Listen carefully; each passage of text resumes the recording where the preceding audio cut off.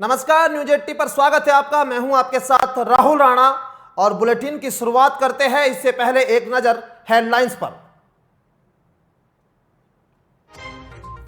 कल्याण सिंह के नाम से सड़क की घोषणा, अयोध्या सहित 6 जगहों पर सड़क का नामकरण।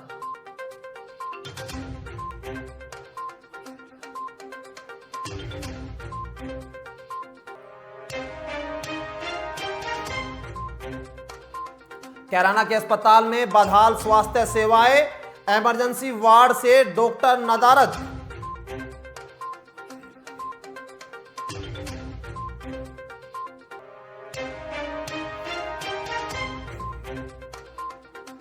और बागपत में किसानों का हंगामा प्रदर्शन, जीवाना टोल प्लाजा को कराया फ्री।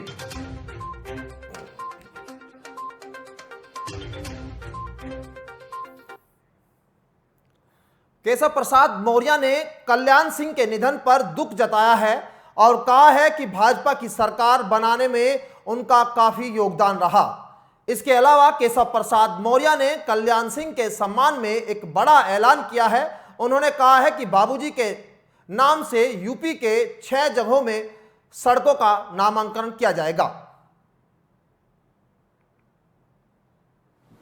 श्री कल्याण सिंह जी, जिन्हें बाबूजी के नाम से ही सब आदरपूर्वक लोग संबोधित करते हैं, भारतीय जनता पार्टी को शून्य से शिखर तक ले जाने में भी, उत्तर प्रदेश में भारतीय जनता पार्टी की सरकार बनाने में भी,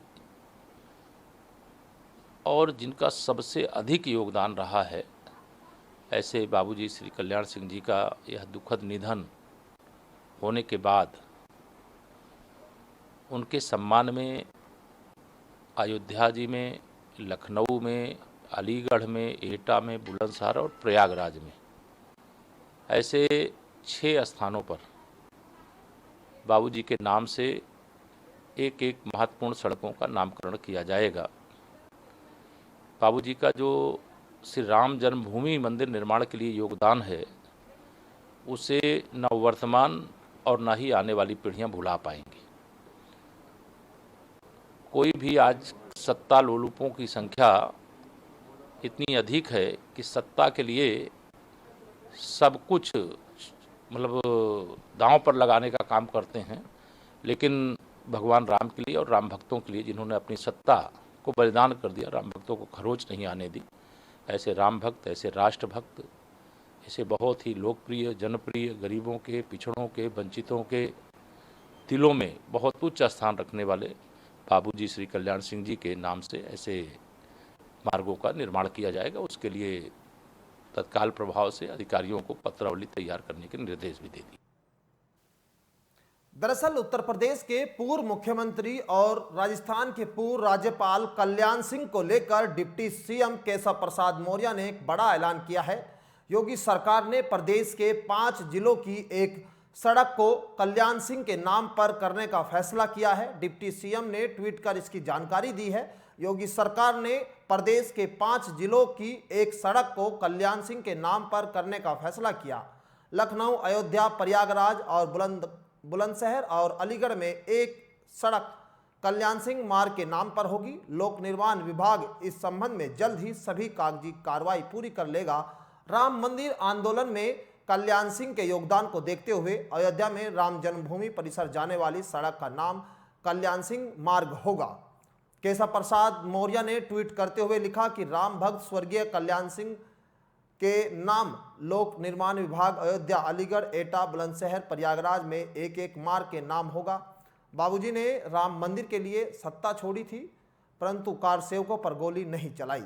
अधिकारियों को जल्द प्रस्ताव प्रस्तुत करने के निर्देश है। उत्तर प्रदेश के पूर्व मुख्यमंत्री और राजस्थान के पूर्व राज्यपाल कल्याण सिंह का आज बुलंदशहर जिले के नरोरा स्थित राजघाट पर अंतिम संस्कार की जा रहा है और उनकी अंतिम यात्रा में गृह मंत्री अमित शाह, रक्षा मंत्री राजनाथ सिंह और यूपी के सीएम योगी आदित्यनाथ शामिल है। पुलिस प्रशासन द्वारा भी कड़े सुरक्षा के इंतजाम किए गए हैं। वीआईपी के लिए नरोरा परमाणु केंद्र में 4 हेलीपैड बनाए गए हैं।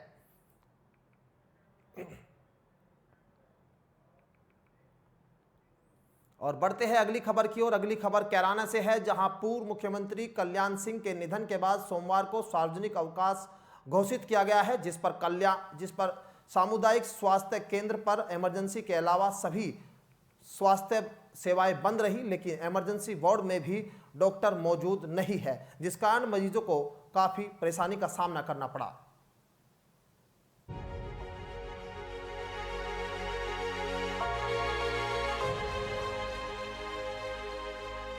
पूर्व मुख्यमंत्री कल्याण सिंह के निधन होने के कारण 3 दिन का राजकीय शोक घोषित किया गया है। सोमवार को सार्वजनिक अवकाश घोषित होने के बाद सभी सरकारी कार्यालय बंद है। वहीं सामुदायिक स्वास्थ्य केंद्रों पर भी इमरजेंसी सेवा को छोड़कर सभी स्वास्थ्य सेवाएं बंद करने के निर्देश है। सोमवार को कैराना सामुदायिक स्वास्थ्य केंद्र और इमरजेंसी वार्ड में डॉक्टर नदारत मिले तथा चिकित्सा अधीक्षक डॉक्टर भानु प्रकाश भी अपने केबिन में नहीं पाए गए। चिकित्सा अधीक्षक के केबिन पर भी ताला लटका मिला, जिस कारण मरीज अस्पताल के बाहर तथा जमीन पर नीचे बैठे मिले। बिना डॉक्टर के मरीजों की बीमारी का इलाज नहीं हो सका। यहाँ ना डॉक्टर है, कोई भी नहीं है यहाँ तो। क्या बताया आपको? यहाँ है ही नहीं कोई, जा रहे घर अपने। इमरजेंसी में डॉक्टर नहीं आया? इमरजेंसी की अभी पता निकाल रहे जी, पता नहीं इमरजेंसी में है या नहीं है, ये भी निकाल रहे जी। क्या बीमारी है आपको? क्या मुझे बुखार आ रहा जी, 8-10 दिन हो गए, ठीक नहीं हो पा रहा मैं। मेरे हाथ पैरों में सारों में पीठ दर्द मारे, खांसी ऐसी उठे, धसका उठे, मलगम गिरे। आँख में दिक्कत है तो डॉक्टर नहीं यहाँ पे?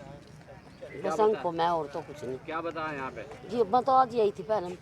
नहीं, डॉक्टर के बारे में क्या बताया? है नहीं डॉक्टर? नहीं। तो आपको दवाई दी नहीं, कोई इलाज नहीं मिला आपको? बस आँख तक कम दिखा है और तो इलाज हुआ नहीं आपका? हुआ नहीं। आपको बता दें, आए दिन कैराना के सामुदायिक स्वास्थ्य केंद्र पर काफी अनियमितताएं पाई जाती रही है। पूर्व में कई बार अधिकारियों व जनप्रतिनिधियों द्वारा सामुदायिक स्वास्थ्य केंद्र का निरीक्षण कर व्यवस्था दुरुस्त करने के निर्देश दिए जा चुके हैं, लेकिन चिकित्सा अधीक्षक की लगातार लापरवाही से नगर व ग्रामीण क्षेत्रों के असहाय व गरीब मरीजों को चिकित्सा सुविधा का सही प्रकार से लाभ नहीं मिल पा रहा। सुबह 11 बजे तक भी डॉक्टर इमरजेंसी वार्ड में नहीं पहुंचे। चिकित्सा अधीक्षक व डॉक्टरों की लापरवाही के कारण सामुदायिक स्वास्थ्य केंद्र पर सेवा बदहाल नजर आ रही है। 1 घंटा हो लिया। अच्छा, 11 बज के करीब जो है डॉक्टर नहीं मिले यहाँ? नहीं मिले। क्यों, क्या बताया जी? मिले नहीं बताया, आज मतलब पहल आया था मैं। गुड्डो तो परेशान हूँ। घुटनों की दिक्कत है? गुड्डो की इतनी बड़ी दिक्कत है, अब खड़ा नहीं हो सकता अपने आप। तो यहाँ पे डॉक्टर नहीं है, आप क्या मांग करते हैं? क्या कुछ अधिकारियों को शिकायत करते हैं? आप क्या मांग? दवाई लेना था जी सर। मिली नहीं दवाई? नहीं। तो इमरजेंसी में कोई डॉक्टर नहीं है? नहीं।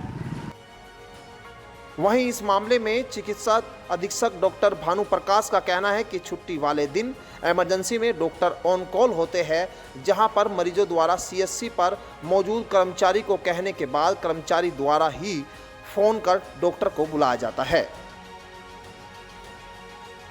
कैराना से न्यूज 80 के लिए आरिफ चौधरी की रिपोर्ट।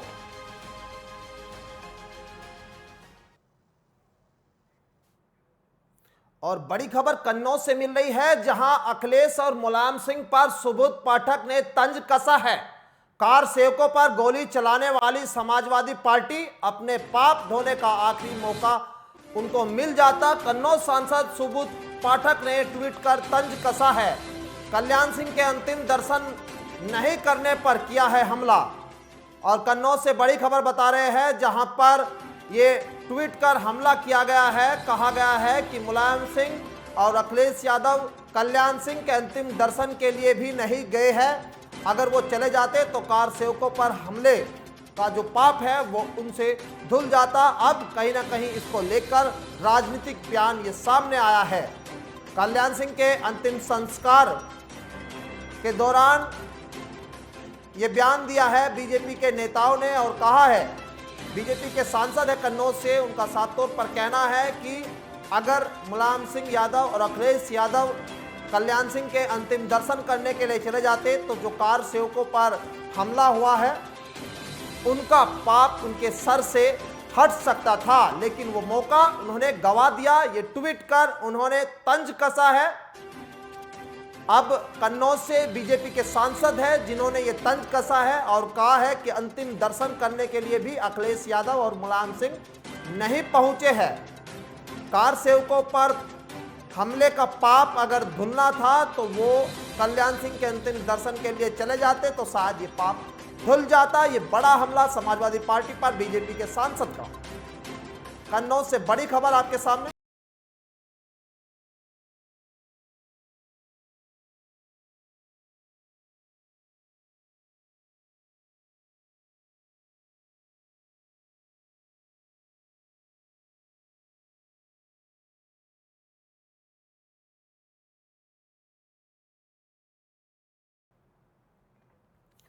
और यूपी में 2022 में विधानसभा चुनाव है, लिहाजा सभी राजनीतिक दल अपनी ताकत के साथ चुनावी मैदान में उतरने के लिए तैयार है।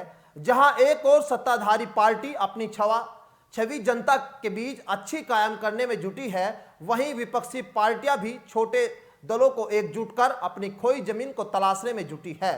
दूसरी ओर पश्चिम यूपी में 7 सितंबर को होने जा रही किसानों की 5 सितंबर को होने जा रही किसानों की महापंचायत ने भाजपा की नींद उड़ा दी है। इसी पर देखिए ये रिपोर्ट।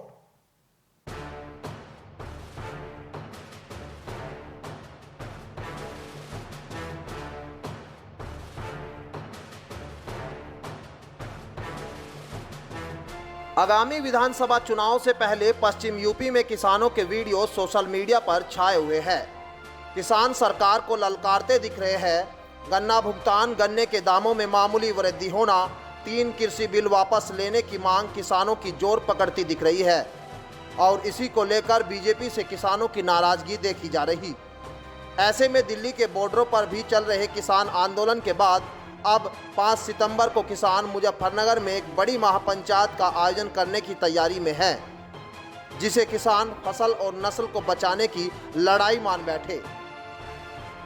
जो 5 सितंबर की पंचायत मुजफ्फरनगर में चौधरी राकेश टिकैत व संयुक्त मोर्चा के आह्वान पर की जा रही इस पंचायत को लेकर गठवाड़ा खाप में बड़ा उत्साह है।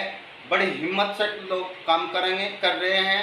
यहाँ लंगर के लिए चंदा इकट्ठा किया जा रहा, अनाज इकट्ठा किया जा रहा। वहीं एक गांव से 5 टोली का एक लक्ष्य गांव को दिया जा रहा। किसान अपने आप उत्साह से अधिक संख्या में इस पंचायत में जाने का काम कर रहे, क्योंकि ये पंचायत ऐतिहासिक है। 5 सितंबर को 8 वर्ष पहले भी देश की सत्ता का परिवर्तन किया गया था और ये मुजफ्फरनगर की तरह से ही किया गया था। और अब के बार किसान अपने सम्मान और स्वाभिमान के लिए, अपने हकों के लिए इस 5 सितंबर की पंचायत को कर रहे हैं। इस पंचायत के बाद जहां एक राजनीतिक दल केंद्र की और प्रदेश की सत्ता में आसीन हुआ था, वहीं इस 5 सितंबर की पंचायत में इसका उखाड़ने का भी काम किया जाएगा कि किसानों की नहीं मानेंगे, क्योंकि यह 5 सितंबर की पंचायत किसानों की फसलों की और नस्लों की जंग की एक आगाज होगा। 5 सितंबर को किसान मुजफ्फरनगर में एक महापंचायत करने जा रहे हैं। इससे पहले गांव-गांव में नुक्कड़ पंचायतों का दौर भी जारी है। खाप चौधरी किसानों से भारी संख्या में मुजफ्फरनगर पहुंचने की अपील कर रहे हैं। 9 महीने तक किसान दिल्ली की चारों तरफ को बैठे हुए हैं। उसी विरोध में आज ये पंचायत गांव सरनावली में रखी गई है। जो पंचायत 5 तारीख को मुजफ्फरनगर में होने जा रही किसान आंदोलन के विषय में, उसी विषय पर आज पंचायत सरनावली में रखी गई। देखो, गांव दर गांव पंचायत हो रही। सभी भाई को बहुत उत्साह और उम्मीद है कि जो पंचायत मुजफ्फरनगर में रखी गई है, ये एक पंचायत ऐतिहासिक पंचायत होगी। ना तो आज तक हुई, ना अब तक होगी। पिछले दिनों किसानों की राजधानी कहे जाने वाली सिसोली में भी भाजपा विधायक की गाड़ी पर हमले के बाद केंद्रीय मंत्री संजीव बालियान और बालियान खाप के चौधरी नरेश टिकैत के बीच बयानबाजी भी बालियान खाप में दरार पैदा करने वाली थी। इसी तरह के बयान भी सत्ताधारी दल भाजपा व किसानों के बीच टकराव बढ़ाने के लिए काफ़ी है। ऐसे में किसानों के आंदोलन में विपक्ष की भूमिका को लेकर भी लगातार सवाल खड़े होते नजर आ रहे हैं और 5 सितंबर की महापंचायत भी सरकार के विपक्ष में दिखाई दे रही है। ऐसे में ये सवाल खड़ा होना लाजमी है कि आखिर इस महापंचायत का फायदा किस दल को होने वाला है। Bureau report, news 80 desk.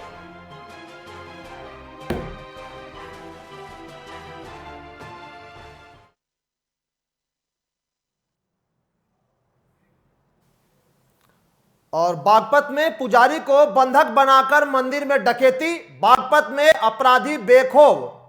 Baghpat के सिंघावली अहिर थाना क्षेत्र में मंदिर के पुजारी को बंधक बनाकर डकैती की वारदात को अंजाम देने का एक मामला सामने आया है। घटना के बाद से जिले के अधिकारियों में हड़कंप मचा है, जहां मंदिर में देर रात घुसे बेखौफ बदमाशों ने पुजारी को बंधक बनाकर मंदिर में रखा सामान व दान पात्र लूट लिया और मौके से फरार हो गए।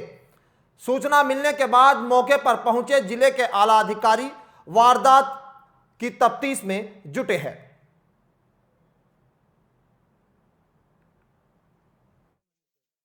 फिर उन्होंने मेरे पैर खोले, वहाँ से पैर खोलने के बाद में फिर मुझे जीने में होकर लेके आए, फिर कमरे में बंद कर दिया मुझे, फिर हाथ खोल दिए मेरे, हाथ खोल कर नहीं तो फिर एक कमरे में बंद करके और फिर चले गए। वो कितने लोग होंगे?